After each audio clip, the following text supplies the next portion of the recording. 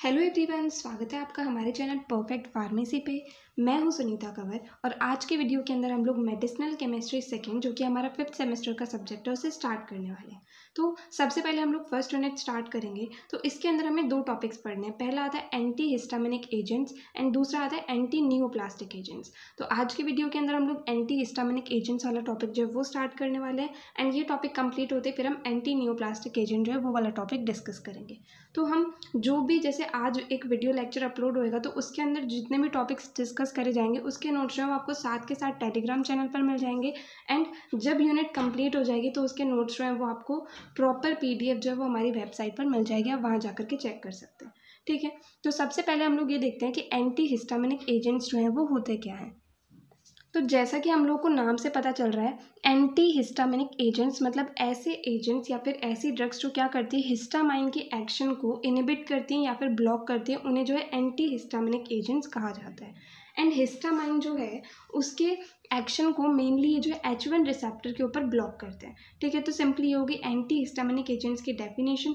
बाकी इसका क्लासिफिकेशन बाकी सारी चीज़ें हम आगे डिस्कस करेंगे। सबसे पहले हम लोग आज की वीडियो के अंदर हिस्टामाइन के बारे में जो है कम्प्लीटली डिस्कस करने वाले हैं। ठीक है, बाकी नेक्स्ट क्लास के अंदर जो नेक्स्ट वीडियो लेक्चर होगा उसके अंदर हम लोग एंटी हिस्टामिनिक एजेंट्स को जो है बिल्कुल डिटेल के अंदर पढ़ेंगे। ठीक है, तो सबसे पहले हिस्टामाइन जो है, हिस्टामाइन ये ऑटोकॉइड्स की कैटेगरी के अंदर आता है। तो ऑटोकॉइड्स क्या होते हैं? ये ऐसे सब्सटेंसेस होते हैं जो हमारी बॉडी के द्वारा प्रोड्यूस होते हैं एंड साथ ही साथ वो हमारी बॉडी को ही ठीक करने में मदद करते हैं। मतलब ये सेल्फ रेमेडी की तरह काम करते हैं।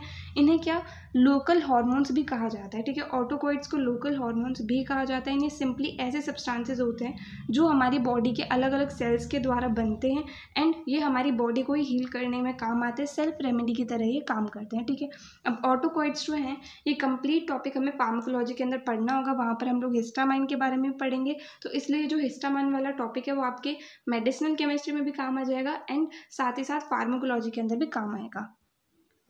सो अब ये जो हिस्टामाइन है ये होता क्या है? ये एक ऐसा ऑर्गेनिक सब्सटेंस होता है, एक ऑर्गेनिक कंपाउंड होता है जो कि लोकल इम्यून रिस्पॉन्सेस के अंदर इन्वॉल्व होता है एंड ये जो होता है वो बेसोफिल्स के द्वारा एंड जो मास्ट सेल्स कनेक्टिव टिश्यू के अंदर मिलते हैं उनके द्वारा जो है ये प्रोड्यूस होता है। ठीक है, तो हिस्टामाइन जो है हमारी बॉडी के अंदर बेसोफिल्स एंड मास्ट सेल्स इन दोनों के द्वारा प्रोड्यूस होता है। अब हिस्टामाइन जो है ये दो वर्ड से मिलकर के बना है। एक तो आता है हिस्टोज एंड दूसरा आता है अमीन। तो हिस्टोज जो है इस वर्ड का मतलब हम लोगों ने एचएपी के अंदर सबसे पहले फर्स्ट सेमेस्टर के अंदर पढ़ा था। तो हिस्टोज जो है इसका मतलब होता है टिश्यू। तो इसलिए हिस्टामाइन जो है ये एक टिश्यू अमीन होता है। ये सारे के सारे मेमेलियन टिश्यूज़ के अंदर प्रेजेंट होता है एंड साथ ही साथ ये जो होता है हिस्टामाइन ये टिश्यू अमीन होता है, मतलब टिश्यू के द्वारा बनता है। टिश्यू के अंदर भी मास्ट सेल जो होते हैं उनके द्वारा जो हिस्टामाइन है वो प्रोड्यूस होता है। अब जो ये हिस्टामाइन है इसके अलग अलग रिसेप्टर्स होते हैं एंड किस रिसेप्टर से वो बाइंड होगा उसके बेसिस पर ये अलग अलग तरह के एक्शंस जो है वो प्रोड्यूस करता है। सो हिस्टामाइन मेनली एक तो एलर्जिक या फिर हाइपर सेंसिटिविटी रिएक्शंस के अंदर रिलीज होता है, मतलब किसी भी तरह की एलर्जी हो जाती है तो वहाँ पर जो हिस्टामाइन रिलीज होता है। दूसरा, गैस्ट्रिक एसिड सिक्रेशन को रेगुलेट करने में भी हिस्टामाइन का रोल रहता है। नाउ हिस्टामाइन जो है इसका केमिकली इसका स्ट्रक्चर क्या होगा? इस तरीके से जो इसका स्ट्रक्चर होता है, 5 मेंबर्ड रिंग है जिसके अंदर N प्रेजेंट है, NH प्रेजेंट है, यहाँ पर डबल बॉन्ड है, यहाँ पर डबल बॉन्ड है, यहाँ पर CH2 NH2 जो है वो बना हुआ है। ठीक है, नाउ इसका IUPAC नेम क्या होगा? 2- ब्रैकेट के अंदर 1H- इमिडाजोल 4- आइल एंड यहाँ पर ब्रैकेट क्लोज एंड इथेनामीन। ठीक है, ये जो है ये इसका IUPAC नेम होता है हिस्टामाइन का। ठीक है, नाउ हम लोग सबसे पहले ये देखेंगे कि हिस्टामाइन जो है इसका सिंथेसिस किस तरीके से होगा। तो हमें पता है कि हिस्टामाइन जो है वो एक तो बेसोफिल्स एंड दूसरे मास्ट सेल्स इन दोनों के द्वारा जो है वो प्रोड्यूस होता है। ठीक है, अब ये बनता कैसे है? हमारी बॉडी के अंदर हिस्टिडीन जो अमीनो एसिड प्रेजेंट होता है। ठीक है, ये हिस्टिडीन अमीनो एसिड ये भी 5 मेंबर्ड है, यहाँ पर NH है, N है, डबल बॉन्ड है, CH2 CH NH2 COOH। ठीक है, जब हिस्टिडीन अमीनो एसिड के ऊपर हिस्टिडीन डी कार्बोक्सिलेज एंजाइम जो है वो एक्ट करता है तो उससे फाइनली हिस्टामाइन का फॉर्मेशन हो जाता है जिसके अंदर 5 मेंबर्ड रिंग है, NH है, N है, डबल बॉन्ड है, CH2 NH2 है। ठीक है, तो इस तरीके से सिंपली हिस्टामाइन जो है वो हिस्टिडीन अमीनो एसिड से फॉर्म होता है जब हिस्टिडीन के ऊपर हिस्टिडीन डी कार्बोक्सिलेज एंजाइम जो है वो एक्ट करता है। ठीक है, अब ये मास्ट सेल्स एंड बेसोफिल्स के द्वारा प्रोड्यूस होता है। साथ ही साथ प्रोड्यूस होने के बाद में ये स्टोर भी मास्ट सेल्स एंड बेसोफिल्स के अंदर ही हो जाता है। तो अब हिस्टामाइन का सिंथेसिस हो गया हमारी बॉडी के अंदर एंड देन उसके बाद में वो स्टोर हो गया मास्ट सेल्स एंड बेसोफिल्स के अंदर, ठीक है। उसके बाद में हिस्टामाइन जो है वो रिलीज़ कैसे एंड कब होता है? तो हिस्टामाइन जो है वो रिलीज़ होता है अलग अलग तरह के इम्यून या फिर नॉन इम्यून स्टिमुलाई की वजह से, जैसे एंटीजन एंटीबॉडी की वजह से, या फिर कुछ बैक्टीरिया हमारी बॉडी के अंदर एंटर कर गए, या किसी तरह के फिजिकल इफेक्ट की वजह से, या किसी तरह के कॉलिनर्जिक इफेक्ट की वजह से। इस तरीके से अलग अलग रीजंस की वजह से जो है हिस्टामाइन हमारी बॉडी के अंदर रिलीज होता है। जैसे क्या हुआ कि हमारी बॉडी के अंदर कोई एंटीजन एंटर कर गया, ठीक है, एंटीजन एंटीबॉडी का कॉम्प्लेक्स बन गया। उसके बाद में क्या होता है कि जो एंटीजन एंटीबॉडी कॉम्प्लेक्स बना है वो जो हिस्टामाइन का स्टोरेज सेल है, मतलब मास्ट सेल या फिर बेसोफिल्स, उसकी मेम्ब्रेन के साथ में एंटीजन एंटीबॉडी कॉम्प्लेक्स जो है वो इंटरैक्ट करता है। उसकी वजह से क्या होता है कि जो फॉस्फोकाइनेज सी प्रेजेंट होता है सेल के अंदर वो एक्टिवेट हो जाता है। तो इसकी वजह से क्या होता है कि इनऑजिटोल 1,4,5 ट्राइफॉस्फेट एंड 1,2 डाईएसिल ग्लिसरॉल, ये दोनों जो है वो एक्यूमुलेट होने लग जाते हैं, मतलब इकट्ठा होने लग जाते हैं, एंड जो इंट्रासेलुलर कैल्शियम आयन का लेवल होता है वो बढ़ जाता है।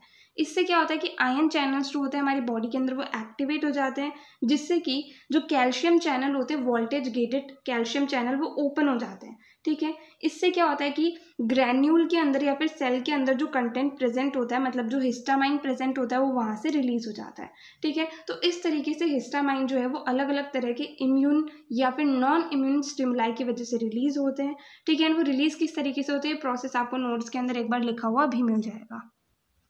नाउ हिस्टामाइन एक बार हमारी बॉडी के अंदर रिलीज हो गया तो उसकी वजह से क्या होता है, गैस्ट्रिक सिक्रेशन होता है। गैस्ट्रिक सिक्रेशन मतलब HCl जो है हाइड्रोक्लोराइड, उसका सिक्रेशन बढ़ जाता है, जिससे कि एसिडिटी बढ़ जाती है, एंड एसिडिटी ज़्यादा होने की वजह से क्या होता है कि गैस्ट्रिक एरिया के अंदर अल्सर्स, छाले जो है वो पड़ने लग जाते हैं, ठीक है। दूसरा, हिस्टामाइन रिलीज होने की वजह से हाइपर सेंसिटिविटी या फिर एलर्जिक रिएक्शंस देखने को मिलती है, जैसे कि खुजली होने लग जाती हैं, छींकना, खांसना, ये सारी चीज़ें जो हैं वो भी होती हैं हिस्टामाइन रिलीज होने के बाद में। या फिर कहीं पर इन्फ्लामेशन हो जाएगा या फिर टिश्यू के अंदर इंजरी हो जाएगी, ठीक है। ये सारे जो है हिस्टामाइन के फंक्शंस होते हैं। अब हिस्टामाइन रिलीज होने के बाद में क्या होगा, उसका मेटाबॉलिज्म होता है हमारी बॉडी के अंदर, मतलब कोई भी चीज़ हमारी बॉडी के अंदर रिलीज होगी तो उसके बाद उसका मेटाबॉलिज्म भी होता है। जैसे कि हम लोगों ने पिछले सेमेस्टर के अंदर भी अलग अलग जब क्लासेस पढ़ी थी तो वहाँ हमने जैसे एसिटाइल कोलिन पढ़ा, तो सबसे पहले उसका सिंथेसिस हुआ, देन वो रिलीज हुआ, देन उसके बाद में उसका मेटाबॉलिज्म भी होता है, ठीक है। तो अब हम मेटाबॉलिज्म देखेंगे हिस्टामाइन का किस तरीके से होता है। तो दो तरीके से जो है इसका मेटाबॉलिज्म हो सकता है।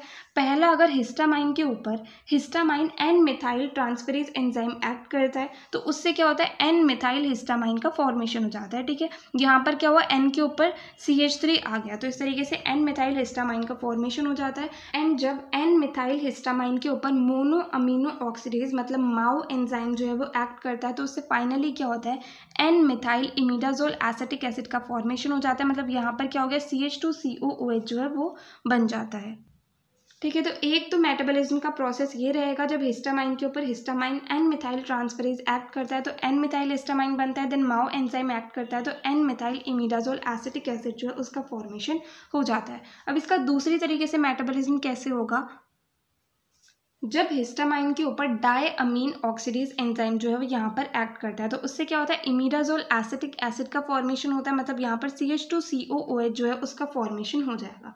देन जब इमिडाजोल एसिटिक एसिड के ऊपर PRT जो है वो एक्ट करता है तो उससे क्या होता है, फाइनली इमिडाजोल एसिटिक एसिड राइबोसाइड जो है उसका फॉर्मेशन होता है। मतलब यहाँ पर PRT एंजाइम जो है वो इमिडाजोल एसिटिक एसिड के ऊपर एक्ट करेगा तो उससे इमिडाजोल एसिटिक एसिड राइबोसाइड जो है उसका फॉर्मेशन हो जाएगा, ठीक है। तो इस तरीके से दो तरीके से जो है हिस्टामाइन का मेटाबॉलिज्म होता है, ठीक है। नाउ नेक्स्ट टॉपिक जो आज हम डिस्कस करने वाले हैं वो है histamine receptors and the distribution in human body. मतलब हिस्टामाइन के अलग अलग कौन कौन से रिसेप्टर्स हो सकते हैं एंड उनका हमारी बॉडी के अंदर किस तरीके से डिस्ट्रीब्यूशन, कहाँ कहाँ पर उनका क्या क्या फंक्शन है। तो सबसे पहले तो हिस्टामाइन के रिसेप्टर्स जो हैं वो 4 टाइप के होते हैं, जिसमें से मेनली हमें सबसे मेन तो H1 रिसेप्टर जो है उसी चीज़ के ऊपर बात करनी है, बाकी H2 के लिए भी बात करनी है, बाकी H3 एंड H4 जो है वो ज़्यादा इंपॉर्टेंट नहीं होते हैं। तो हिस्टामाइन के 4 तरह के रिसेप्टर्स होते हैं, H1, H2, H3 and H4, ठीक है। नाउ ये सारे के सारे रिसेप्टर्स जो होते हैं G protein couple receptor type के रिसेप्टर होते हैं, मतलब GPCR जो कि लार्जेस्ट फैमिली होती है रिसेप्टर की, उस टाइप के रिसेप्टर होते हैं ये चारों ही, ठीक है। नाउ अब हम लोग देखते हैं कि जो हिस्टामाइन के रिसेप्टर्स है उनके डिस्ट्रीब्यूशन जो है हमारी बॉडी के अंदर वो किस तरीके से होगा। सबसे first and most important type of receptor जो है वो होता है H1 रिसेप्टर। अब जो H1 रिसेप्टर्स होते हैं वो प्रेजेंट होते हैं स्मूथ मसल्स ऑफ ब्रोंकाई के अंदर, गट के अंदर, यूट्रस के अंदर, ठीक है। देन एंडोथेलियल सेल्स के अंदर एंड लिम्फोसाइट्स के अंदर, देन कार्डियोवास्कुलर सिस्टम के अंदर एंड ब्रेन के अंदर, इन सारी जगहों पर जो है H1 रिसेप्टर जो है वो प्रेजेंट होता है, ठीक है। अब smooth muscles of bronchi, gut and uterus, यहाँ पर क्या होता है कि ब्रोंकियल कॉन्ट्रैक्शन होता है स्मूथ मसल्स का, जिसकी वजह से क्या होता है ब्रीदिंग के अंदर दिक्कत आने लग जाती है। तो हमने क्या पढ़ा था, हिस्टामाइन का मेनली काम क्या होता है, वो हमें ये बताता है कि हमारी बॉडी के अंदर कुछ ना कुछ गड़बड़ हुई है, ये उसका मेन काम होता है। तो इस वजह से H1 रिसेप्टर के ऊपर अगर हिस्टामाइन जाकर के बाइंड होता है तो वहाँ पर क्या होगा, स्मूथ मसल्स के अंदर ब्रोंकियल कॉन्ट्रैक्शंस हो जाएंगे एंड जिसकी वजह से सांस लेने में जो है दिक्कत आ जाएगी। तो उससे हमें पता चलेगा कि हमारी बॉडी के अंदर कुछ ना कुछ गड़बड़ तो हुई है, ठीक है। इसी तरीके से जो स्मूथ मसल्स है गैस्ट्रोइंटेस्टाइनल ट्रैक्ट की, उसका कॉन्ट्रैक्शन होएगा जिसकी वजह से नोजिया हो सकता है, वॉमिटिंग हो सकती है, डायरिया हो सकता है। तो इस तरीके से H1 रिसेप्टर के अंदर क्या होता है, ये सारे एक्शंस होते हैं हिस्टामाइन के। दूसरी तरफ एंडोथेलियल सेल्स एंड लिम्फोसाइट्स के अंदर क्या होगा कि कैपिलरी एंड आर्टेरियोल्स जो होती हैं उनका डायलेशन हो जाएगा। देन स्किन के अंदर भी वैसोडाइलेशन हो सकता है जिसकी वजह से क्या होगा, इडीमा मतलब थोड़ा इन्फ्लामेशन हो सकता है एंड स्किन के ऊपर रैशेज हो सकते हैं, इचिंग हो सकती है, ठीक है। देन जो क्रेनियल ब्लड वेसल्स होते हैं, मतलब ब्रेन के अंदर जो ब्लड वेसल्स होती हैं उनका डायलेशन हो सकता है जिसकी वजह से वस्कुलर हेडेक जो है वो हो सकता है। तो इस तरीके से ये सारे एक्शन थे हिस्टामाइन के H1 रिसेप्टर के। नाउ सेकेंड जो इंपॉर्टेंट रिसेप्टर होता है हिस्टामाइन का वो होता है H2 रिसेप्टर।